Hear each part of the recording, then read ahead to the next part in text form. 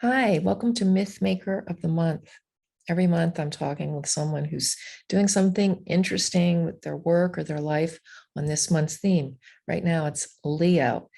And our guest today is Lezlie Dana, coach, actor, and dear friend of mine. Leo is a sign ruled by the sun. It's a sign of brilliance, vitality, self actualization. Leo doesn't want to be anyone else.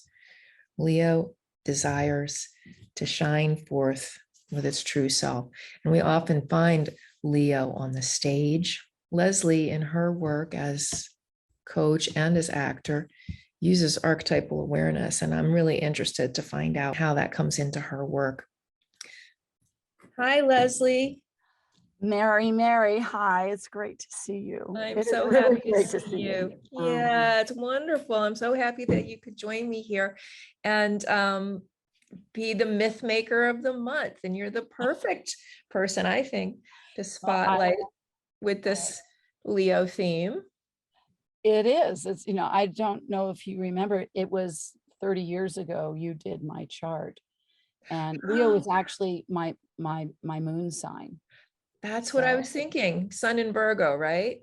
Sun in Virgo. Yes. Yeah, very good. So I was going to say, this is really a beautiful effort that you're doing. I was completely wowed by the interlacing of lenses that you're doing through your online magazine is powerful at this time where we're all trying to make sense of so much. Thanks. I feel that it is a really great framework for going through your life and taking whatever experiences you're having and putting it in some kind of a perspective that I think is really helpful and lets you relate to the world, see how other people are going through same but different kind of things. What I took away in looking through and absorbing this month's periodical was that Leo wasn't just for Leos. Right. It felt like, come on in and this is part of you because all of this is part of us.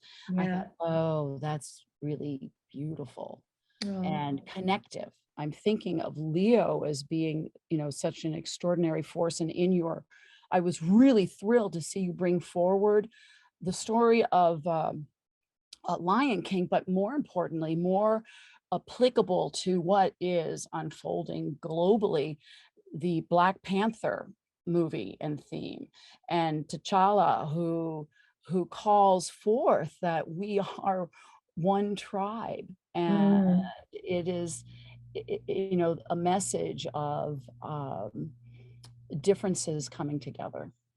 Yeah, such an amazing movie. Does not shy away from, facing the tough stuff. And I think it's really No, I fantastic. thought how you talked about his bringing shadow forward and meeting it directly and owning it, which is what we're all missing in our leadership today.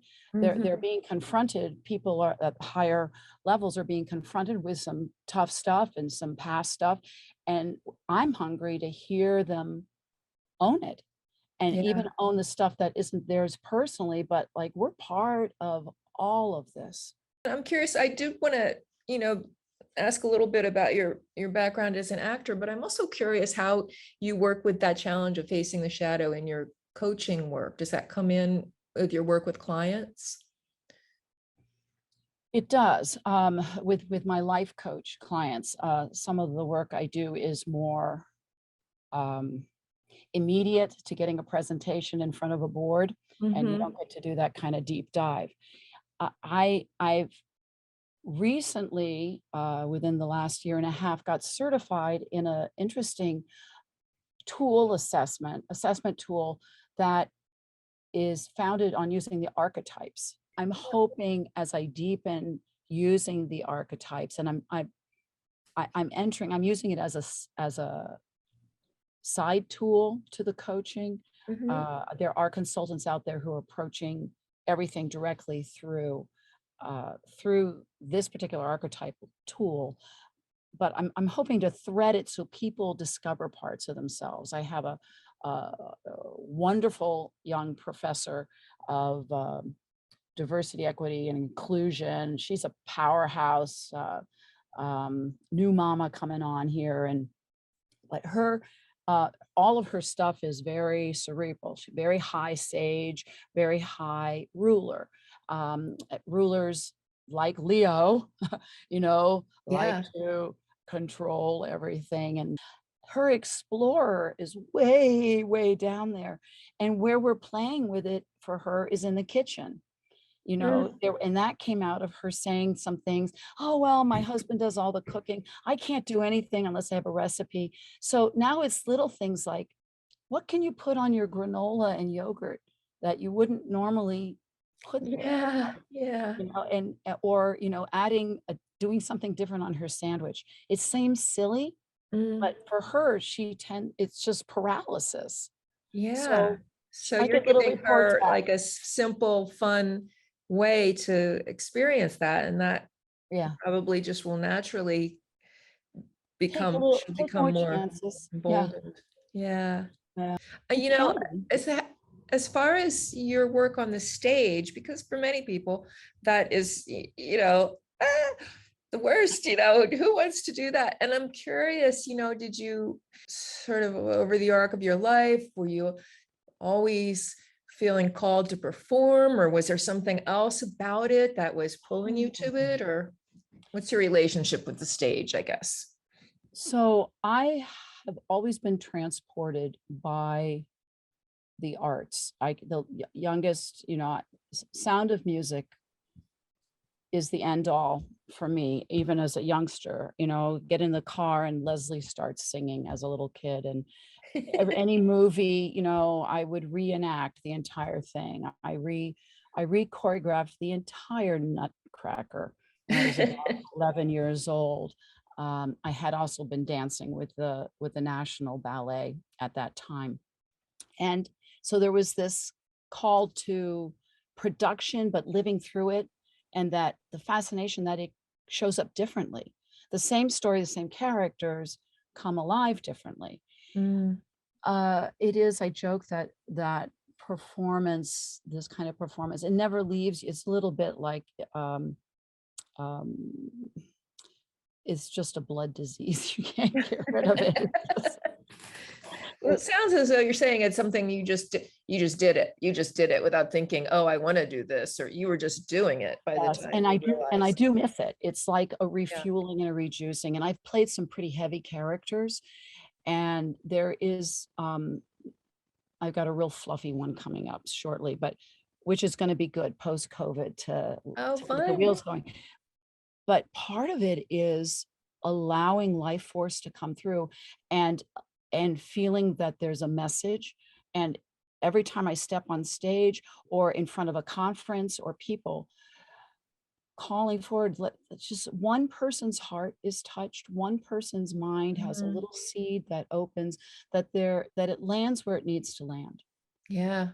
And Interesting in what you just said that, because I think often, but it could be not even accurate, but I think of actors, and we think of actors as being like expressing your own need to be seen, but you're also really referencing the help, the desire to be able to give something healing to someone else. And that's I maybe would the say, yeah, purpose of being seen, or I would say the glamour of it, at least for myself and um, people I know, is not even a full percent of what we do.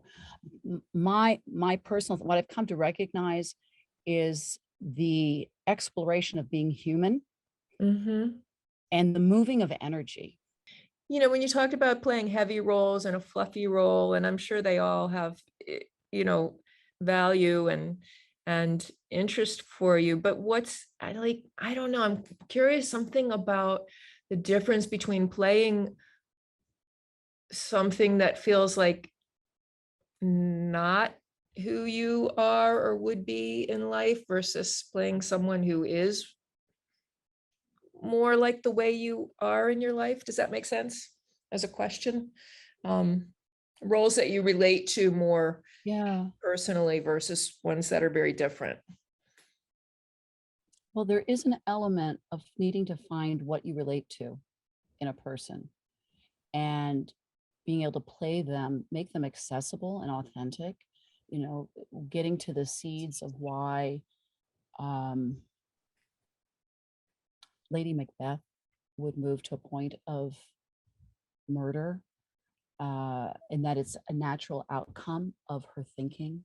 Not that it's not condoning, but being able to understand, and of course it breaks her apart. It she can't find the alignment in herself following that. But Yeah. it is finding, it's threading, it's finding these core elements of what makes us human, and believing that underneath all the pain and the wounding and the power tripping and all, there's this spark Mm, trying to find its way. yes. So Mm. yeah, yeah.